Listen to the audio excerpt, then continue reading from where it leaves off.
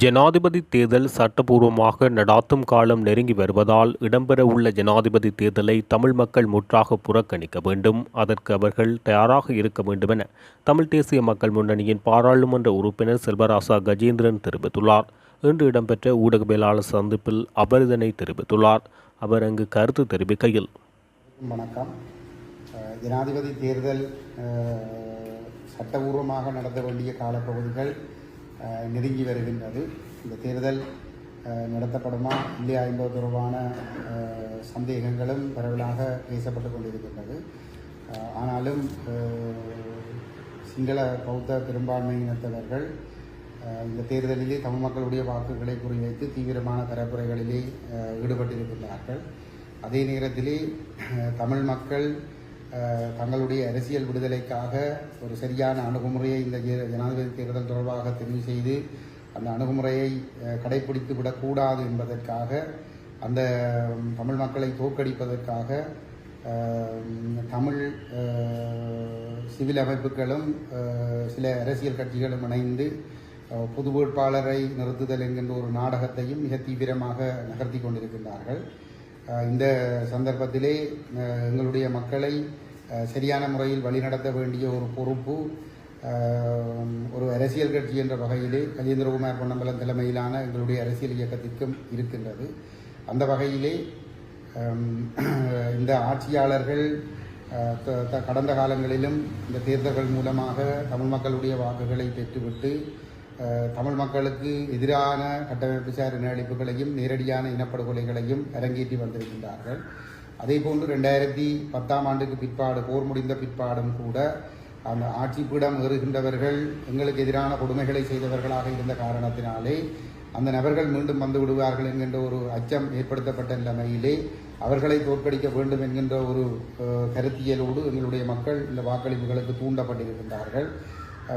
ஏதோ ஒரு வகையிலே இந்த சிங்கள பெரும்பான்மையினருக்கு எங்களுடைய மக்களுடைய வாக்குகள் வழங்கப்பட்டிருக்கின்ற நிலைமையில் அவ்வாறு வாக்குகளை பெற்றுக்கொண்டவர்களும் அல்லது பெற்று வெற்றி பெற்றவர்கள் அல்லது வெற்றி பெறாவிட்டாலும் எதிர்க்கட்சி தரப்பில் இருந்தவர்கள் எல்லோரும் ஒருங்கிணைந்து தமிழ் தேசத்திற்கு எதிரான அழிப்பு நடவடிக்கைகளை தீவிரப்படுத்தியே வந்திருக்கின்றார்கள். ஒரு புறத்திலே இப்போ உதாரணமாக 2010 ஆண்டை எடுத்துக்கொண்டால் மஹிந்த ராஜபக்சவை தோற்கடித்தல் என்ற பெயரிலே சரத் பொன்சேகாவுக்கு வாக்களிப்பதற்கு தமிழர்கள் ஊக்கப்படுத்தப்பட்டிருந்தார்கள்.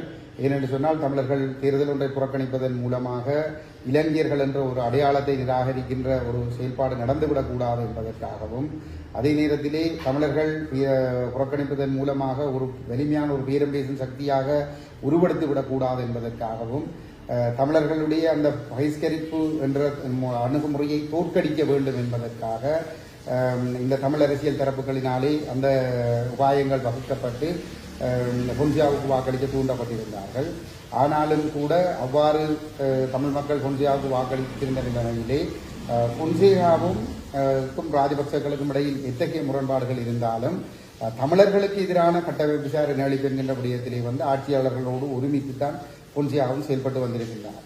தமிழ் மக்கள் மீதான இனப்படுகொலையிலே ஒரு பங்காளியாக இருந்த பொன்சேகாவும் இந்த சர்வதேச விசாரணையை தடுத்து நிறுத்துவதிலே அவரும் முக்கியமான வகிபாகத்தை அவர் வகித்து வந்திருக்கின்றார். அதே போன்று 2015 ஆண்டு எடுத்துக்கொண்டால் ராஜபக்சவும் மைத்திரிபால சிறிசேனவும் போட்டியிட்ட போது ராஜபக்ச மீண்டும் வந்தால் தமிழர்களை கொண்டு குவித்து விடுவார், இனஅழிப்பு செய்து விடுவார் என்று அச்சமூட்டப்பட்டு அதன் மூலமாக மைத்திரிபால சிறிசேன இந்திய மேற்குக்கு சார்பான ஒரு முகவராக இருந்த மைத்திரிபால சிறிசேனவுக்கு ஆதரவாக தமிழ் மக்கள் வாக்களிப்பதற்கு நேரடியாகவே தூண்டப்பட்டார்கள். அவர் நல்லாட்சி, அவர் இதயத்தால் இணைந்திருக்கிறோம், அவரோடு அவர் எங்களுக்கு ஒரு தீர்வு தருவார் என்ற நம்பிக்கைகள் கொடுக்கப்பட்டு மைத்திரிபால சிறிசேனவுக்கு வாக்களிக்க தூண்டப்பட்டார்கள் எங்களுடைய மக்கள். அவ்வாறு பதவியேற்றுக் கொண்ட மைத்திரிபால சிறிசேன, அதற்கு பிற்பாடு வந்த ரணில் விக்ரமசிங்க தலைமையிலான பாராளுமன்றம் இந்த தரப்புகள் அனைத்தும் கூட்டிணைந்து சர்வதேச நாடுகளுக்கு சென்று இனப்படுகொலையாளிகளை பாதுகாக்கின்ற செயல்பாடுகளை முன்னெடுத்தார்கள். சர்வதேச விசாரணையை இல்லாமல் செய்து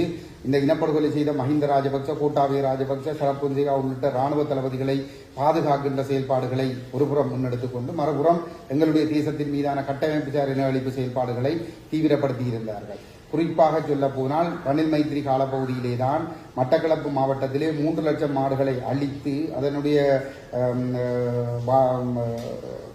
வாழ்வாதாரமாக இருந்த மேய்ச்சல் தரைகளை கையகப்படுத்துகின்ற வகையிலே தென்னிலங்கையைச் சேர்ந்த பெரும்பான்மையின சிங்களவர்கள் கொண்டு வந்து அத்துமீறி குடியேற்றுகின்ற சம்பவங்கள் ரணில் மைத்திரியினுடைய காலத்திலே தான் மட்டக்களப்பு மாவட்டத்திலே ஆரம்பிக்கப்பட்டிருந்தது. அது மட்டுமில்லாமல் வடகிழக்கு எங்கும் பரவலான இராணுவமயமாக்கல்களும் சிங்களமயமாக்கல்களும் தீவிரப்படுத்தப்பட்டதும் அவர்களுடைய காலத்திலே தான். இந்த வவுனியா வடக்கு பிரதேசத்திலே கொக்கச்சான்குளம் போன்ற பகுதிகளில் அதாவது கொக்கச்சான்குளம் அதில் சிங்களவர்கள் குடியேற்றப்பட்டு அதற்கு போகசிவை என்ற பெயர் மாற்றப்பட்டு அந்த காணிகளிலே குடியேற்றப்பட்ட சிங்களவர்களுக்கு வவுனியாவில் வைத்து உறுதி கொடுக்கின்ற நிகழ்வும் மேற்கொள்ளப்பட்டதும் இந்த ரணில் மைத்திரியினுடைய காலத்திலே தான். இன்று பொது வேட்பாளர் வேண்டும் என்று சொல்லுகிறவர்கள் தான் அந்த தமிழர்களுடைய காணிகளில் குடியேற்றப்பட்ட சிங்களவர்களுக்கு உறுதி வழங்குகின்ற நிகழ்வுகளையும் வழங்கி வைத்திருந்தார்கள். அதே போன்று ஆமையன்குளம் முழுமையாக தமிழர்களிடமிருந்து பறித்தெடுக்கப்பட்டு சிங்களவர்களுக்கு தாரகாக்கப்படுகின்ற செயல்பாடுகளும் ரணில் மைத்திரியினுடைய காலத்திலே தான் நடைபெற்றிருந்தது. தமிழ் தேசிய கூட்டமைப்பினருடைய பூரணமான ஒத்துழைப்போடு பங்களிப்போடு தான் அது நடைபெற்றிருந்தது. அது இவ்வாறு 15ஆம் ஆண்டிலிருந்து 19ஆம் ஆண்டு வரைக்கும் சிங்கள பௌத்த மயமாக்கல்கள் எங்களுக்கு எதிராக தீவிரப்படுத்தப்பட்டிருந்தது. அதற்கு பிற்பாடு 2019ஆம் ஆண்டிலே கோட்டாபய ராஜபக்ச போட்டியிட்ட போது இந்த சஜித் பிரேமதாசாவுக்கு வாக்களிப்பதன் மூலம் கோட்டாவை தோற்கடிக்கலாம் என்கின்ற ஒரு பொய்யான பிம்பம் ஒன்று தோற்றுவிக்கப்பட்டிருந்தது. தென்னிலங்கையில் உள்ள நிலைமைகளின்படி அவர் ஒரு அறுதி பெரும்பான்மையால் கோட்டாபய ராஜபக்ச வெற்றி பெறுவார் என்று தெரிந்தும் கூட சஜித் பிரேமதாசாவுக்கு வாக்களிக்க சொல்லப்பட்டது கோட்டாவை தோற்கடிப்பதற்காக அல்ல, மாறாக இந்த பகிஷ்கரிப்பு 2005 தேசிய தலைவர் பிரபாகரன் அவர்கள் எடுத்த ஒரு மிக வலிமை மிக்க ஒரு பேரம்பேசல் ஆயுதமான புறக்கணித்தல் என்கின்ற அந்த தமிழர்களுடைய அந்த ஆயுதத்தை, அந்த அணுகுமுறையை தோற்கடித்து தமிழர்களை மண்டியிட வைக்க வேண்டும் என்பதற்காக தமிழரசு கட்சி டெலோபுல டிபிஆர்எல் விக்னேஸ்வரன் போன்ற தரப்புகள் கூட்டிணைந்து மேற்கொண்ட ஒரு சதிதான் சஜித் பிரேமதாசாவுக்கு வாக்களிக்க வேண்டும் என்று கூறிய விடயம். அவ்வாறு கூறி தமிழ் மக்கள் எல்லோரும் வாக்களித்த பிற்பாடு தமிழர்களுக்கு எதிரான கட்டமைப்பு சார் இனஅழிப்புகளை கோட்டா தீவிரப்படுத்திய பொழுது சஜித் பிரேமதாசா அந்த செயல்பாடுகளுக்கு பரிபூரணமாக ஒத்துழைப்பு வழங்கி வந்திருந்தார் என்பதை எங்களுடைய மக்கள் எல்லோரும் மனதிலே நினைவில் கொள்ள வேண்டும். குறிப்பாக கோட்டாபய ராஜபக்ச இனப்படுகொலையாளி ஜனாதிபதியாக பதவியேற்ற பிற்பாடு 21ஆம் ஆண்டு மார்ச் மாதத்திலே கால நீடிப்பு வழங்க இருந்த பொழுது இந்த தமிழ் தேசிய கூட்டமைப்பு தமிழரசு கட்சி டெலோபுலட் இபிஆர்எல் விக்னேஸ்வரன் போன்ற தரப்புகள் தான் கால நீடிப்பு வழங்குவதற்கான கோரிக்கைகளையும் ஐநா மனித உரிமைகள் பேரவைக்கு முன்வைத்திருந்தார்கள். ஆகவே அதே போன்று எதிர்க்கட்சிகளும் அந்த சர்வதேச விசாரணையை இல்லாமல் செய்வதற்கு முழு அளவிலே அரசோடு சேர்ந்து செயல்பட்டு வந்திருக்கிறார்கள் என்பதையும் எங்களுடைய மக்கள் எல்லோரும் மனதிலே வைத்துக் கொள்ள வேண்டும். இத்தகைய ஒரு சூழலிலே இன்று மீண்டும் 25ஆம் ஆண்டு ஒரு ஜனாதிபதி தேர்தல் அல்லது 24ஆம் ஆண்டு இப்பொழுது இந்த அக்டோபர் மாதத்திலே நடைபெறப் போகின்ற இந்த ஜனாதிபதி தேர்தலிலும் தமிழர்கள் இந்த தேர்தலிலே ஆர்வம் இல்லாமல் இருக்கின்ற பொழுது ஆர்வமற்றிருக்கிற தமிழ் மக்களை எப்படியாவது ஏமாற்றி வாக்களிப்பு நிலையங்களுக்கு கொண்டு செல்வதற்கு தயார்படுத்துகின்ற விதமாக இந்திய மேற்கு தரப்புகளுடைய முழுமையான பின்னணி நிகழ்ச்சி நிரலோடு இந்த டெலோபுலட் இபிஆர்எல்எஃப் தமிழரசு கட்சியினுடைய ஒரு அணி மற்றும் விக்னேஸ்வரன் போன்ற தரப்புகள் பொது வேட்பாளர் என்ற ஒரு நாடகத்தை அரங்கேற்றிக் கொண்டிருக்கின்றார்கள்.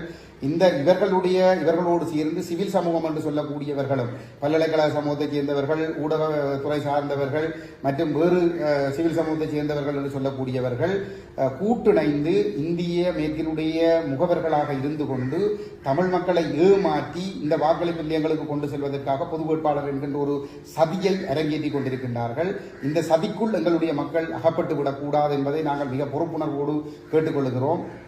எங்களுடைய அரசியல் இயக்கத்தினுடைய தலைவர் கஜேந்திரகுமார் பொன்னம்பலம் அவர்கள் கடந்த 15 வருடங்களாக இந்த மக்களுக்காக நேர்மையாக களத்திலே நின்று இந்த ஆக்கிரமிப்புகளுக்கு எதிராக போராடி கொண்டு ஜெனீவா வரைக்கும் சென்று ஒரு சர்வதேச விசாரணையை கொண்டு வருவதற்கும் ஒற்றையாட்சியை ஒழித்து ஒரு சமஸ்கிய அரசியலமைப்பை கொண்டு வருவதற்குமான முயற்சிகளை அவர் தன்னால் முடிந்த அளவுக்கு மிக தீவிரமாக பல்வேறுபட்ட அச்சுறுத்தல்கள் நெருக்கடிகளுக்கு முகம் கொடுத்து முன்னெடுத்து வருகின்ற நிலைமையிலே களத்தில் நின்று போராடுகின்ற காரணத்தினால் பல சந்தர்ப்பங்களிலே அவர் உயிரச்சுறுத்தல்களை எதிர்கொண்டிருக்கின்றார்.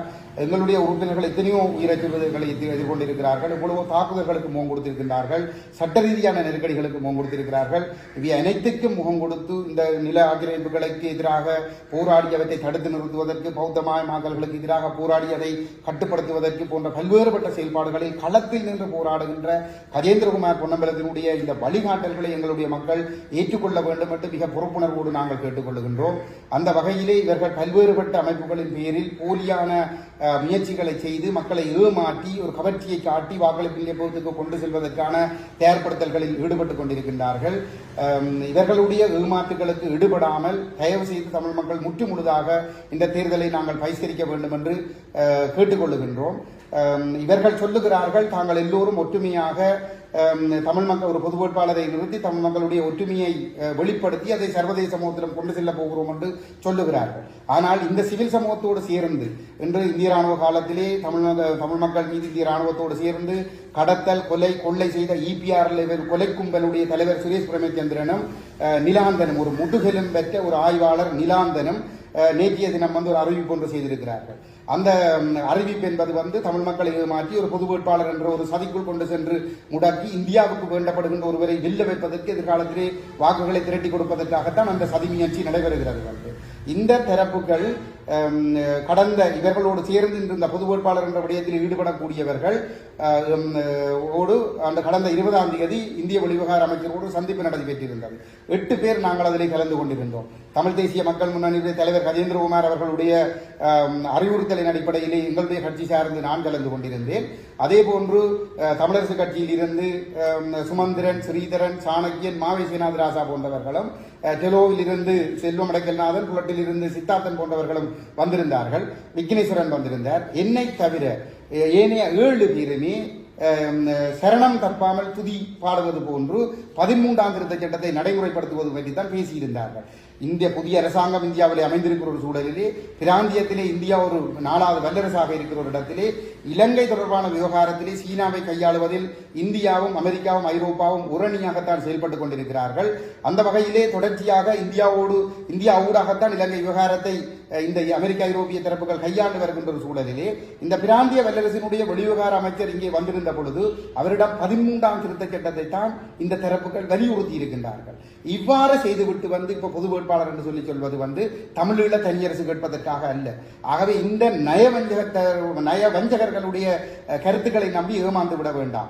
இவர்களுடைய இந்த சந்திப்பு தொடர்பாக இந்த நிலாந்தன் என்று சொல்லப்படுகின்ற ஊடகவியலாளரோ அல்லது பேராசிரியர் என்று சொல்லுகிற கணேசலிங்கமோ அல்லது ஆய்வாளர் என்று சொல்லுகிற ஜோதிலிங்கமோ அல்லது இந்த தமிழ் சிவில் சமூக அமையத்தில் இருந்து இந்த அமைப்புக்குள் சேர்ந்து நிற்கிறவர்களோ இதை ஒரு தவறென்று சுட்டிக்காட்டுவதற்கு முதுகெலும் பெற்றவர்களாக இருக்கிறார்கள். இவர்களால் உங்களுடைய வீடுகளில் உங்களுடைய பிள்ளைகள் படுகொலை செய்யப்படுகிற பொழுது அந்த மரணச் சடங்கிலே வந்திருந்து வேண்டுமென்றால் ஆறுதல் சொல்லலாம். அல்லது உங்களுடைய காணிகள் குறைக்கப்பட்ட பிற்பாடு அவர்கள் அப்படி நடந்து விட்டதா என்று சொல்லி உங்கள் நீதி கண்ணீர் படிக்கலாமே தவிர ஒரு பொழுது இவர்களால் உங்களுடைய உரிமைகளை பெற்றுத் தருவதற்கு உங்களுக்கு முன்னால் நிற்க முடியாது. ஆகவே இவர்களை நம்பி நீங்கள் ஏமாந்து விட வேண்டாம் என்பதனை நான் பொறுப்புணர்வோடு கேட்டுக்கொள்கின்றேன். அதை தயவு செய்து இந்த தேர்தலை முற்றுமுழுதாக பகிஷ்கரிப்பதற்கு தமிழ் மக்கள் தயாராக வேண்டும் என்று கஜேந்திரகுமார் பொன்னம்பலம் தலைமையிலான எங்களுடைய அரசியல் இயக்கத்தினுடைய கோரிக்கைகளை ஏற்றி செயல்பட வேண்டும் என்று அன்புரிமையோடு நாங்கள் வேண்டுகோள் விடுக்கின்றோம்.